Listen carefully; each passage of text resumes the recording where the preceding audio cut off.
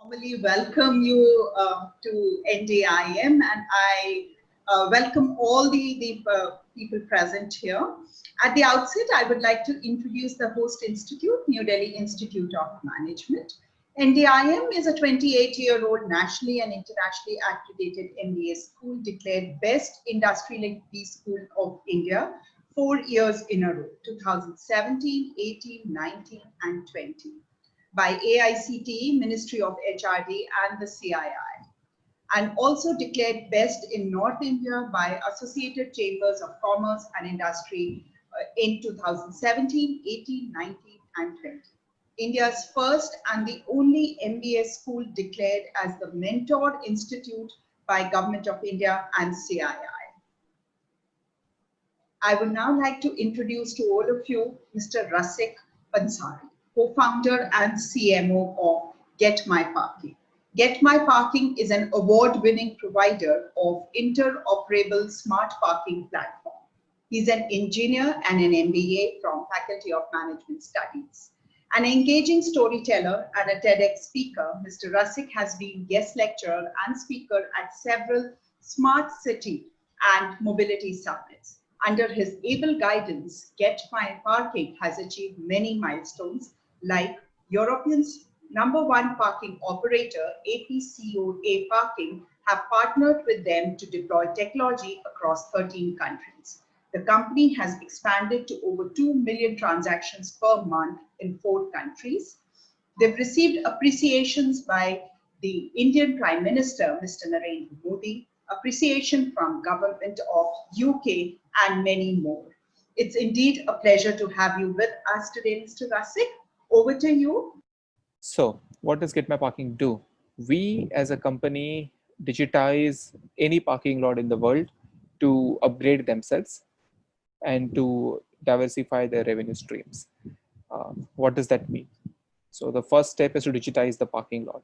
So any parking you go to today, in India, of course, but even outside India, is mostly manually operated. There are people manning the parking. There are people taking your cash, taking payments, etc. And I don't even have to tell you how big a problem it is to find parking. Anyone who drives amongst you already know that. So the idea was obvious that we want to help people to discover, search for parking, as well as pay for parking online, reserve in advance if they are going out, just like you do with your movie tickets or air tickets, flight tickets, etc. Right? Something similar to that. But when we started the company in 2015, right after my MBA from FMS Delhi, I realized that the industry is very, very unorganized, and there is no digital technology used in the industry at all. So if you analyze any unorganized industry, there is a clear pattern of how you can upgrade that industry. You don't go to consumers first. You should always go to suppliers first. So this is the first thing we learned when we started the company. We analyzed how Book My Show became successful. We looked at how Uber and Ola became successful, as well as some other industries like, say, Zomato or Practo in healthcare. And all of these apps, all of these services, they became big and successful because they first onboarded the suppliers. No one will use Zomato if there are no restaurants onboarded on its platform. No one will use Uber for taxi if there are no taxis onboarded on its platform, right? So for consumers, the value proposition is zero if there are no suppliers. So we realized that we first need to go to suppliers and onboard them.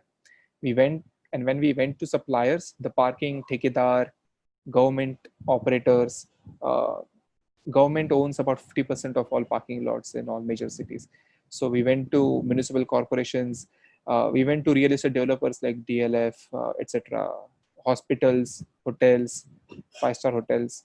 We went to all the type of stakeholders who own or manage parking lots. And they all said the same thing, that boss, we want to give you data. We really want your solution. We want the app to work in our parking also. But there is no digitization. How do we give you data? There is nothing on ground which collects data, right? So that's the first thing we had to change. So we started creating applications, we started creating products so that the parking operators and owners can run their business digitally. Okay, and only if they have a digital solution to run their business digitally, only then is all the business knowledge digitized. Some simple things like how many cars are inside the parking, how much revenue you have collected, how many two-wheelers are there, how many four-wheelers are there, is the parking full or not, all these basic things. What is the pricing at this time for parking, is it different for weekdays and Saturday Sunday? So all these different business aspects of each and every parking needs to be digitized, and that only happens when you have a solution deployed on ground at the parking. So that's what we did. We started creating such solutions, and we soon were at more than 200 parking lots in India, became parking partners for IPL, Delhi Daredevils, uh, became partners with many other events and companies. We did Kumbh Mela in Ujjain. Prime Minister Modi appreciated our project in Kumbh Mela on Twitter publicly. So there were a lot of amazing, exciting things happening for us, but there was no good amount of money that we were making because the Indian industry is not really that mature. And we realized that if we have to survive and become big, we need to adapt. So it was an exciting journey, but also at the same time very challenging because we were not able to make much money in India. So we pivoted, we went to Europe, we got some good opportunities there. And once we realized that, once you have created some technology which can work globally, it doesn't matter where you come from. You can sell it anywhere in the world, right? So it didn't matter that we started by digitizing parking lots in Chandni Chowk, because now we could go to Chicago and digitize the parking over there using the same technology. So that's what we started doing. We went global, we went to Europe and US, and today we are in almost 16 countries uh, with uh, 2 million transactions being processed every month. And we have lot of applications which are in our partners name. So we don't have anything called Get My Parking as such. There is no app on App Store or Play Store called Get My Parking that you can download, because we are not a B2C company. We realized that if we have to go global and if we have to partner with these parking owners and operators, we need to help them to launch their own parking app. So I want you all to raise hands when I ask you this question. Uh, how many of you know about Shopify?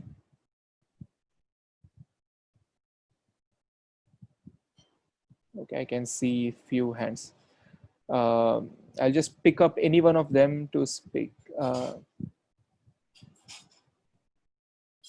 Okay, Nidhi Chhabra. So maybe you can answer in the Q&A section, what does Shopify do? Okay, Shopify is a commerce platform that allows anyone to set up an online store and sell their products. That's, as it appears, you do know what Shopify does. Some of you do.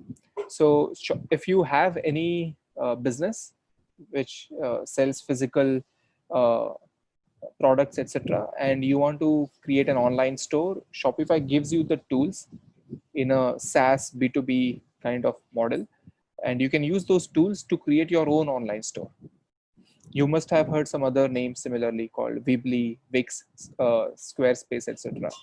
So just like these companies help any business to open an online store, we are something similar to that, but for only parking industry. So we are like Shopify, but for parking, so that any parking operator, any government, municipal corporation who wants to launch their own parking app, let's say Bhopal wants to launch a parking app for all the citizens of Bhopal. So they can do that using our platform very easily. And they can launch a mobile app, customize it in their own name, brand colors, look and feel. And they can do that within 2 weeks. So within 2 weeks of signing up, their app will be live for Android and iOS, as well as on their website. So that's a pretty powerful value proposition we started giving, and using our platform, lot of parking operators around the world have launched their own apps in different languages, from Chinese to Arabic in Middle East, to German, Swedish in their own European countries, to of course English in US. So we have sort of helped all these industry players to go to consumers online. That was just the beginning. Now we are doing a lot of other things. You must have used some of the shared mobility providers like Zoomcar, Vogo, Bounce. These are two-wheeler or four-wheeler shared mobility providers. Uh, if you have used any of these, I want you to raise your hands. Okay, so I can see few hands being raised. Great. So that tells you that you are not new to this. Now, if you imagine renting any of the two-wheeler or four-wheeler for a short-term use in a shared mobility ecosystem, where do you pick it up from? From a parking space. Where do you drop it back after you use it? At a parking space. So as you can now understand that parking is beyond just what you normally think of. If you want to also do a shared mobility company, if you want to run a business which provides shared mobility fleet, you also need tie-ups with parking lots. And we started providing digital technology for integrating all these shared mobility companies with the parking industry. So we are like a bridge now between the parking lots and the apps which provide two-wheelers and four-wheelers for rent, so that you can easily pick up and drop those two-wheelers or four-wheelers from parking lot, and the gates will open up automatically, and the payment is done automatically. We are doing this only in Europe for now, not in India, and that's why you can't really see it in Delhi or Bangalore in front of your eyes. But if you go to Berlin, there are multiple parking lots over there, which we call as mobility hubs. So mobility hub is an advanced form of parking lots where instead of a normal parking, you have everything digitized and automated, and you have mobility companies using that parking lot for pickup and drop as well. And there are tie-ups with taxi companies, with car rental companies, bike sharing companies, and all of these company and their apps are connected with the parking system, so that if you are using any of these rented cars and come to those parking lots, the gate opens up automatically. It identifies that this car or two-wheeler belongs to a shared mobility service provider. Let's say it's Zipcar. So the car, the when the Zipcar rented car comes at the entry, the gate of the parking identifies the Zipcar and opens up automatically, and the payment is charged not to the person driving the car, but to Zipcar as the company. And there is an MIS report, and there is a dashboard, so that the parking owner and operator can see that, okay, how much payment Zipcar owes me and how much normal consumers owe me. So all the revenue and the end of day report is bifurcated and distributed across these different segments. So it's a win-win for everyone. The parking operators are happy because now these car rental companies can easily use their parking lot, and the car rental companies are happy because they can offer their consumers a seamless experience. Just like when you use any Zoom car, you don't have to fill it up with petrol immediately. You know that when you rent a Zoom car, it comes with some amount of petrol already filled inside it, right? It also comes equipped with a fast tag, which is already preloaded, so that if you cross any tolls, the tolls are paid for by the RFID fast tag, and you don't have to pay cash yourself.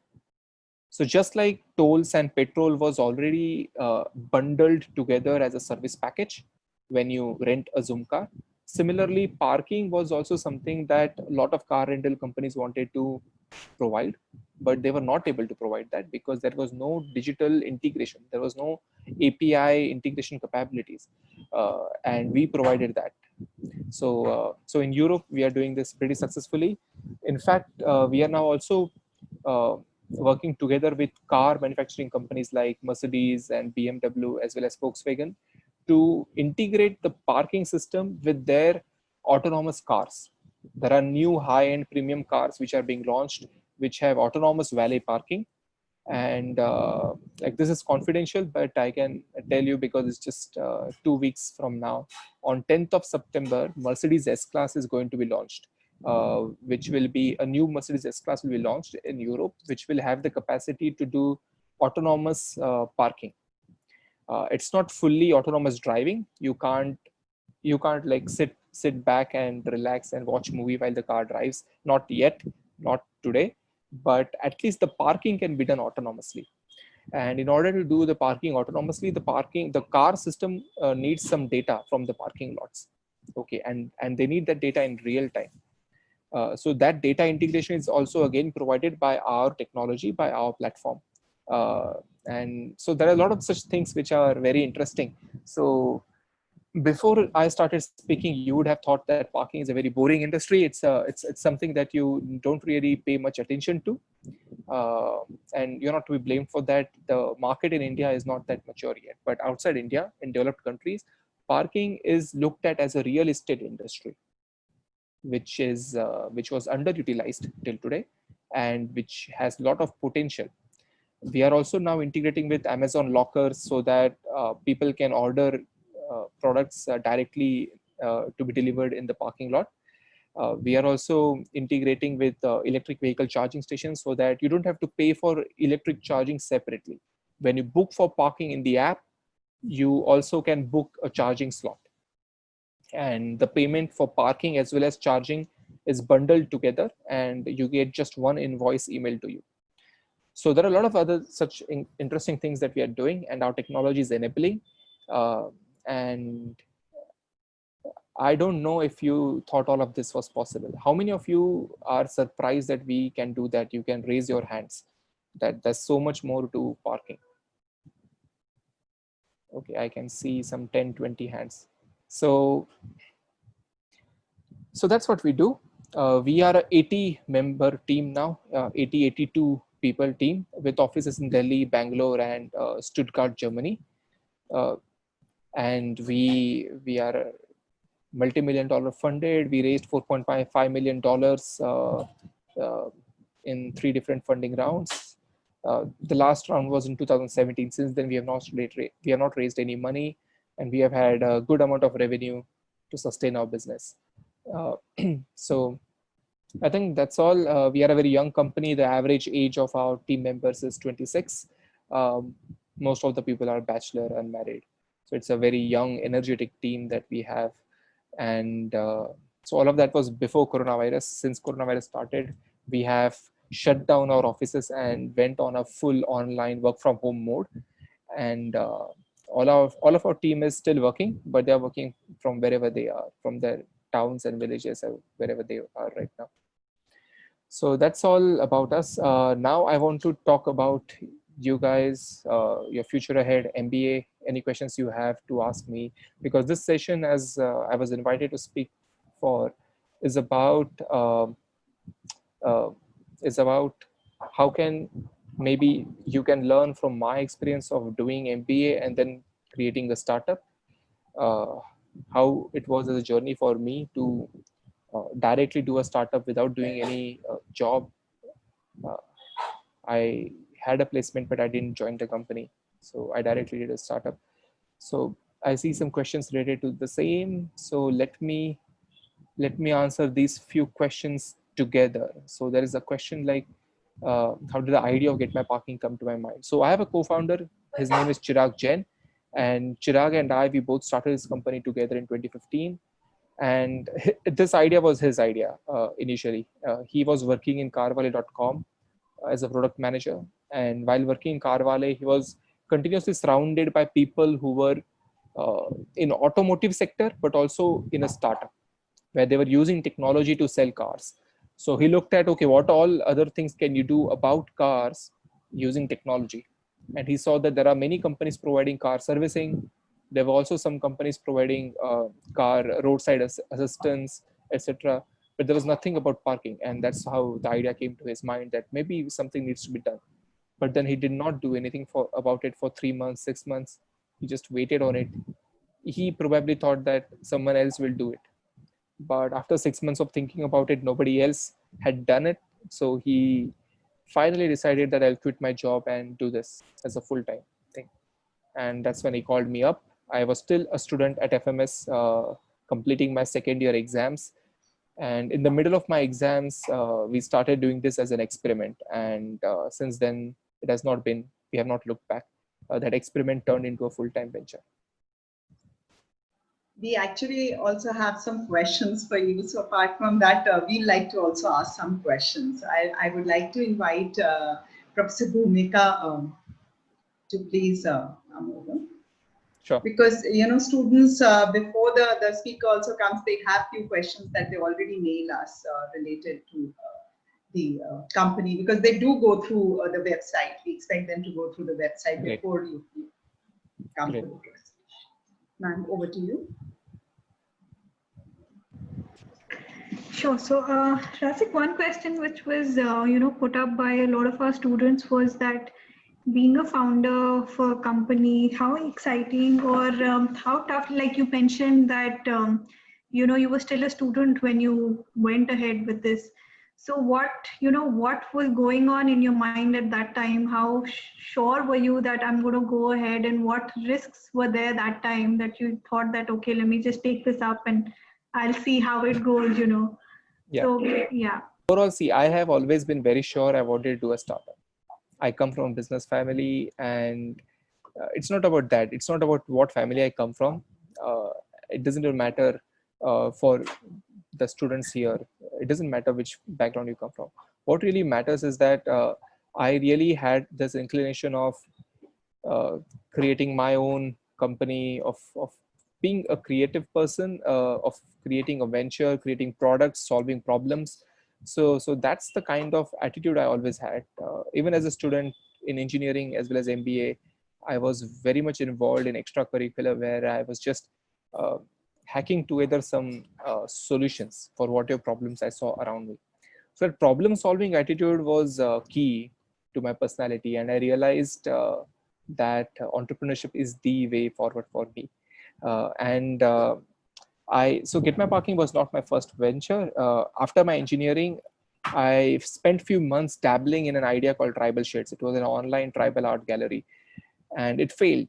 So my both co-founders left, and I was 21 years old at that time. But I got a lot of learnings. So I realized that, okay, I'm not yet prepared to do something completely on my own. And after that, I went to MBA, and MBA just made me a polished person. It didn't really teach me entrepreneurship, to be honest. No B school, no MBA curriculum can teach you entrepreneurship. But it can make you polished. It can make you a better version of yourselves, so that when you go out there, you are much better prepared, business terminology wise. And I participated in a lot of competitions while I was in FMS. I'm sure NDIM also gets invited to a lot of these case study competitions by corporates. Yeah. My students keep participating all the time. Great. So I Yeah. was one of those team members I was part of one of those teams who always went and won all those competitions. So I won the Become Indra Nooyi's Advisor contest by Pepsi Wow. when I was a student, and it was a competition intended for second year students, but I was still in first year at that time. And and our entire team of three people, we were like dark horses. We had nothing to lose, so we went all in and won that competition. And even Pepsi was surprised that our first year students kaise jeet gaye. And because they wanted to give us job offers, and they were like, if we give you job offer because you won, we'll have to wait so long for you to join us. And in my case, the joining never happened. So unfortunately, their prize money to me went wasted from their perspective. But the thing is, why the point is that when I participated in all these competitions, I realized that just what you study from books in MBA classes is one thing, and how to apply that to real world problems is completely another thing. Sure. And I liked doing that much more. I liked spending time solving those competitions more than I liked preparing for my exams. So my academic scores were never high. I was never a merit student or a distinction student. I was just a first class student throughout my academic life. But I loved spending more time in solving real problems. And that's why Mahindra War Room, Pepsi, Tata's competition. So I won all those competitions as a student. And my co-founder Chirag, he's elder by 2 years to me, and he was already working in Carvale when I was still a student. So he knew through Facebook and social media that, okay, I am doing all these things. So he had an eye on me, and when he wanted to create a team, when he wanted a co-founder, he reached out to me saying, "Boss, looks like you are oriented towards entrepreneurship, you like solving problems. What do you think about this idea? And when we started a journey, it was a mix of emotions. There were a lot of challenges. There was a lot of uh, you know jugaad that we had to do on a daily basis. There were a lot of um, crisis moments we had, and there were multiple times when we thought like we will shut this down. There were a lot of moments, and I'm not even talking about the obvious problems like money. Like we both co-founders didn't come from rich families. I in fact come from a very middle class family. My father had died a few years back. My mother was uh, just teaching as a teacher and supporting both me and my brother. So of course money was not at all in the picture. Uh, so how do we start a company without having any money? uh, that was the obvious challenge we had. But even beyond that, we somehow got some loan from friends and family members, and we started it out before we got investment. And but even then there are a lot of other challenges like product market fit, the technology, business acquisition, customers onboarding, understanding the industry, because none of us, both co-founders, we don't come from a parking industry. We never spent any time inside parking. In fact, uh, so it's very funny, but I didn't have a car when we started the company, and I was creating a parking company. The funnier part is that even today I don't have a car. Even today I just use Uber, Ola to go anywhere. And because I live in Delhi, right next to a metro station, so So you're metro and basically supporting other startups even now. yeah. But the thing is that I always have Using Uber, Ola, right? yeah. No, I have always had this philosophy that uh, ideally people should not have to buy cars. Your public transport and shared mobility companies, Of transport course. system should be so strong and so Right. fast Right. that you should not need to have a car of your own. But if you have a car and then you have a parking problem, then you need Get My Parking to solve that for you. Totally. So yeah, so that's how my life philosophy and business philosophy merged together. So those are just few incidents that spell out how challenging it was for us initially. And Sure. we realized that being flexible and being a quick learner are essential skills to entrepreneurship. So any of you students who want to start tomorrow something of your own, please understand that you'll have to be so flexible, you have to be so adaptable and agile. You'll have to keep changing your strategy, your team, your own personality and nature as per the circumstances. And there will be a lot of moments when you will doubt yourself, and things will seem dark, because that's how every entrepreneur's journey is. But you have to have hopeless optimism. You have to have huge amount of self-esteem and confidence that the belief in your idea or your product needs to be astronomical, because there will be a lot of moments when you will feel that it's all pointless, and you still need to keep continuing. And only if you do continue, a true success will start showing up. So perseverance is very important, and perseverance is only possible in entrepreneur's life if you have hopeless optimism. So those are some of our learnings. And you also have to be very quick learner. It doesn't matter what you studied in college, it doesn't matter what specialties or specializations you did, because I think I'll uh, just take up the next question, which is by sure. Ananya, sorry, and because she's asking the same question, that seeing the future trends, what would you suggest that what kind of specialization should we pick up in our MBA? The only specialization you need to do is being a quick learner and being good at everything. That's the only specialization you need. Doesn't matter what subjects you choose. It really doesn't matter, because if you have to do a startup of your own, not just now, maybe 5 years later, maybe 10 years later. I always give this example when I'm invited as a speaker. Uh, how many of you are reading? You can raise your hands. Let me lower all the hands. Okay, I have all are lower. How many of you have bought the book uh, for marketing, a textbook for marketing, I think almost everyone would have, Yeah, I think so. right? Yes. So now that textbook will teach you about brand management, consumer behavior, branding, etc. Right? Do you think after your MBA, if you join an FMCG company in sales and marketing, do you think you will be immediately given brand management? You never get brand management immediately after you join a company. It's at least a 5 to 6 years minimum, and on an average 8 to 10 years of journey in your corporate career that you start uh, handling a brand as a marketeer. But you still study it during your MBA, right? You go prepared when you start your corporate career. Similarly, I think it's very important for you to prepare yourself for entrepreneurship also, for you to uh, learn those life skills which will be essential for you to do a startup while you're still a student at MBA. Because even if you want to do a startup 10 years from now, 20 years from now, those life skills and those learnings will be important at that time. Just like brand management will be important to you 10 years from now and not immediately, right? So to answer Ananya's question again, I won't recommend any particular subject. Please pick up anything that you think you are naturally good at and you can easily excel in it. Uh, but in terms of entrepreneurship or future of your career, the only thing that matters is how quickly can you learn anything and everything which is thrown at you.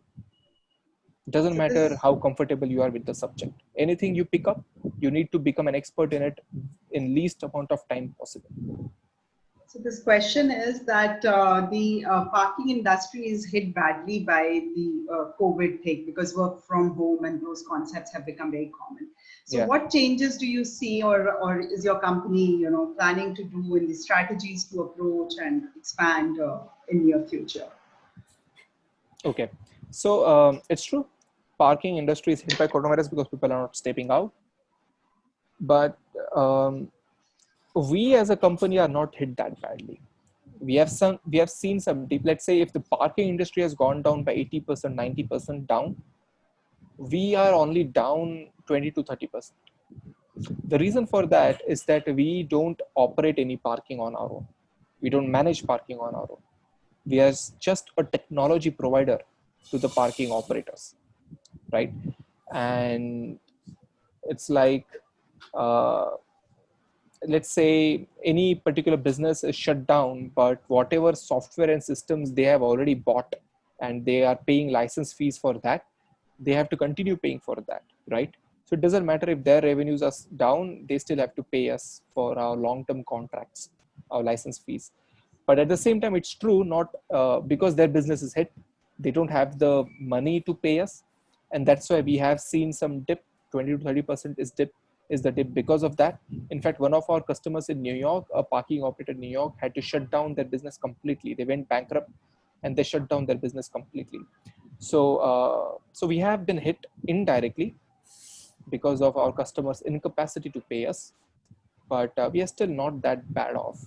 And I think the learning here is that we got saved due to long-term contracts. All our contracts are annual and quarterly payments. So even if a day-to-day business is hit, our payments were already made for the quarter, beginning of the quarter or beginning of the year. So we were saved because of that revenue-wise. Uh, Also, the second positive impact for because of coronavirus was that now everyone is very very uh, scared when you go out in public. People want touchless experience everywhere. People are using digital payments, and the same holds true for parking also. When you go to a parking, you don't want to handle cash with the parking attendant. You don't want to take a ticket by hand. You want a contactless, touchless experience at parking lots. Our technology was providing touchless parking experience much before coronavirus, before touchless became cool in last 3 4 months. So it's just fortunate for us that our technology was providing. If you see those YouTube videos that I have provided, you will see in that video later on. If you go to our website, you will see it much clearly how our solutions help make parking touchless and contactless. It's all automated. It's like a magical experience. You as a user come at the entry of parking and the gate opens automatically. You don't have to push any button. You don't talk to anyone. The gate opens automatically for you. and at the exit same thing happens automatically, and the payment is done automatically. You don't have to even bring out your credit card or put any OTP or anything. It's all magical and automatic. So that kind of technology is being favored due to coronavirus now, and in last 2 to 3 months we are seeing so much interest in our technology from people who we were chasing last year. Now they are chasing us. So it's sort of becoming a positive thing for our business as a tailwind.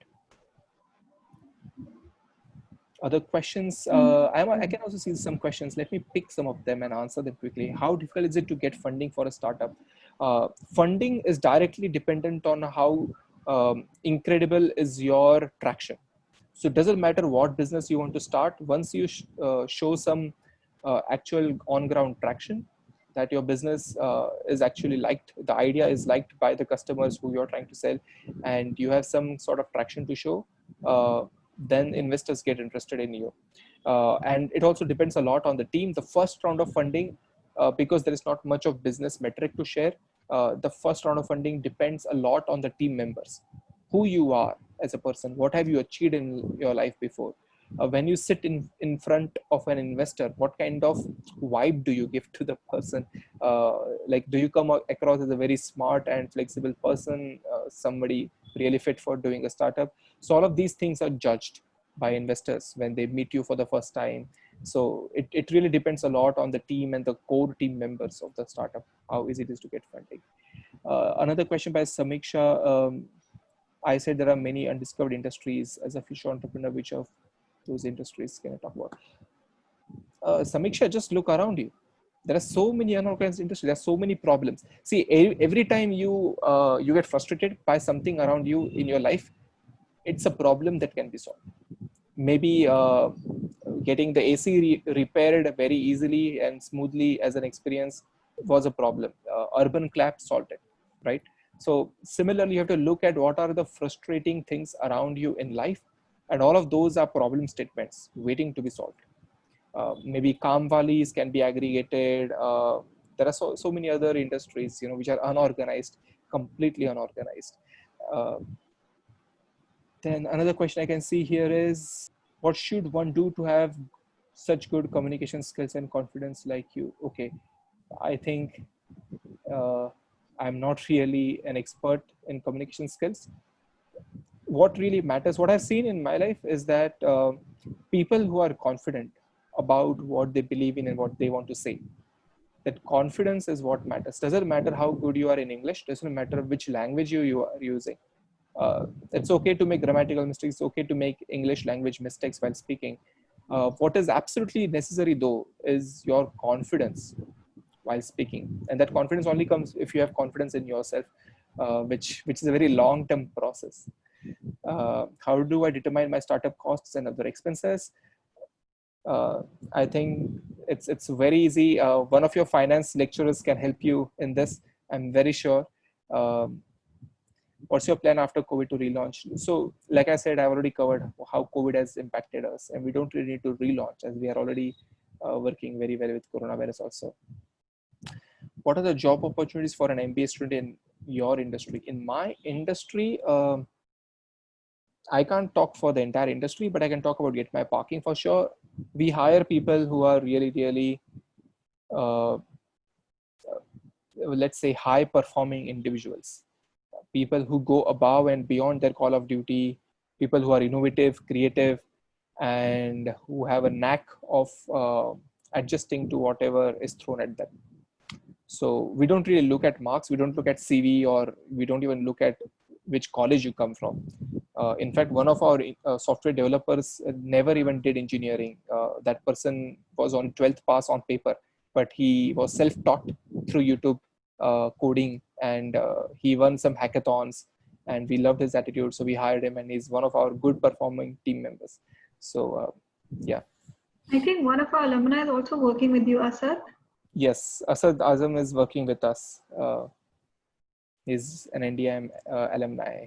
So he was placed in Snapdeal, I think, through NDIM, and he used to work in Snapdeal, and then he joined us. And he's just a prime example of what I just said. So Asad has shown a lot of qualities like being flexible. And so he, when joined from Snapdeal to us, was in sales. Then he went into pre-sales, and then he switched gears to operations. Then he was in government contracts, and then now he is into project management. So he has changed his role 5 times in last 3 years since he joined us, and he has done good at each of those roles. That's why we keep offering him. And now he's handling our international projects for East Asia and Australia. Excellent. There's this very interesting question that I would like to highlight. That what Sure. were those skills that you learned at the MBA level and that helped you in your startup and is still helping you? So. During my MBA time, what helped me learn few things which helped me in startup, right? Like I said already, doing those corporate competitions, strategy competitions helped me a lot, because that taught me how to apply theoretical knowledge in real world. So please participate in as many competitions as you can. Even go outside what your professors send you. Go beyond what NDIM is offering you in terms of opportunity, and look out there. There are a lot of competitions. There are a lot of websites which help students, discover competitions and case studies, solve them, participate in them. That itself is going to be of huge benefit to you. Another thing that I definitely learned during MBA was there are two types of people professionally around you. One other type of people you would love to be friends with and spend time with, and there are other type of people who are great as co-workers, great as team members to complete a project, to do a task. Okay, sometimes you will be lucky to meet someone around you who is both a good friend category person as well as a good co-worker category person. But often you will see that your best friends are not really the best people to work with, and the people who really work great with you, who do all the work before deadline and in a talented manner, maybe they are not your type in terms of friendship. So there are these two type of people that I see in professional world, and you have to understand that to be successful in your career, you have to belong to the second category. You need not, you really don't have to be the famous person or popular person or person who everyone likes. That doesn't really matter for your success in the career. What really is more important is that you get identified for your talents, for your skills, that people respect you for the work you do. That is much more important to develop uh, as a personality than likability as a trait. So Rasik, we'll take one last question maybe. So there's Pranav Kumar he's asking that I want to take up product management and design. Do you think I have to take up marketing as a specialization in MBA? If you want to do product management later on, you have to be obsessed with what consumers or what customers want, because you have to design products, you have to create scope of products. And the biggest thing a product manager does in any company is to decide what not to put in the product. Because in any company, in any product, there are 100 things you want to do, but you only have a limited bandwidth, limited resources. You can only build one or two features at one time.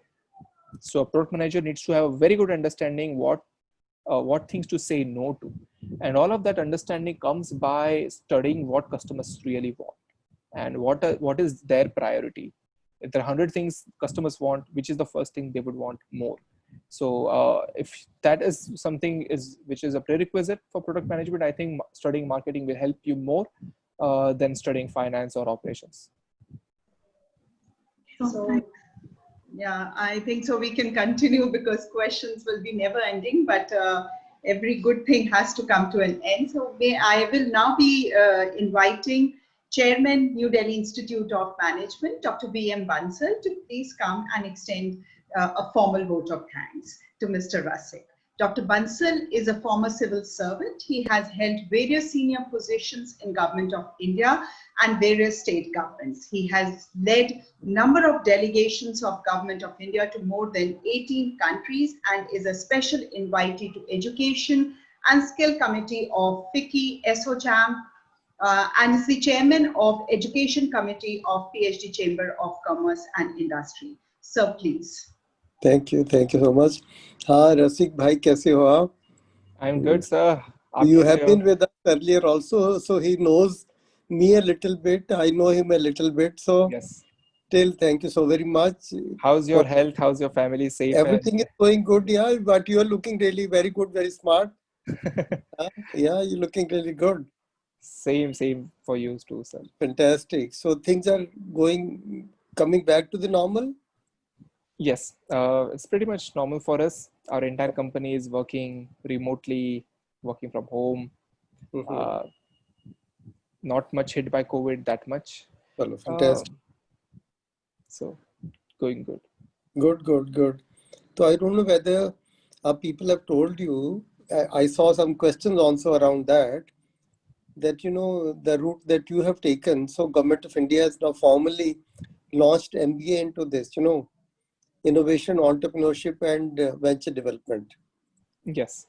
Yeah. So there are 13 universities and only 2 PGDM institutions in the country. Selected by the Government of India for giving this MBA or PGDM. So we are one of them. Okay. Wow. Yeah. So, Congratulations. thank you so very much. That is why I saw some question, some student asking whether they should pursue the normal PGDM or they should shift to the PGDM innovation and entrepreneurship. So that's one thing. And the government is showing tremendous kind of a love for this new program because of Prime Minister's slogan of Atmanirbharta. And the entire selection for these seats, for 15 institutions, they've given only 30 seats, 30 seats to all of them. So there'll be only 450 MBAs after 2 years into this domain. Okay. Yeah, and this is entirely different. This is not the normal MBA where they teach you or take you through all those things. This takes you through entirely different journey altogether. And the government really visited and saw the infrastructure of all the institutions across the country. And fortunately, they have given this to us. So now I would request, I do not know how much you are aware of our existing corporate mentoring program. I will send you the link, go to our website. So very distinguished people, passionate people like you, they are spending at least, 2 hours plus 2 hours a month with the students. We assign 4-5 students. And obviously you take them, through entirely different learning altogether. And they are doing it all for their CSR satisfaction. They're feeling really good about it for so many years. And now for the new program that has been launched with us, I've been wanting you to be one of the mentors because this is a field where you are so good and the field which is so very close to your heart. So that's one thing I'll write to you formally and I take you to be there because this will, I'm sure, give you still bigger satisfaction. I am absolutely thrilled that there's a new MBA program for entrepreneurship, and I've always tried to do my best to support and encourage entrepreneurship among students everywhere. So in that same spirit, I would be glad to be part of this active mentorship forum you have. Thank you. And also connect to some other friends because they may be, so many other friends are very keen to connect with the students for especially this kind of a program. So whenever you come across some other similarly concerned or passionate friends, okay, tell them that here's an opportunity on both the sides. Right. I'll do that. Absolutely. Okay, bye. Thank you so much for sparing your time. I'm extremely grateful. I just came, I heard you, and I thought I must come and make this request to you. No problem, sir. Yeah. And I really want to congratulate all the students here who are studying at NDIM. You have some of the best people in leadership, like Bansal sir, everyone else who's really passionate about the learning at NDIM. because I've been to many other MP colleges, and most of it is student driven. Over here, I see it's highly faculty driven as well as student driven both. So I really want to wish the Thank best. you, but to all we the want to add more value by having you with us. Sure. Sure, sir. With this, we come to an end the session, but we Thank you so definitely look Thank you. forward for more sessions by Mr. Rasik, not only online but offline also.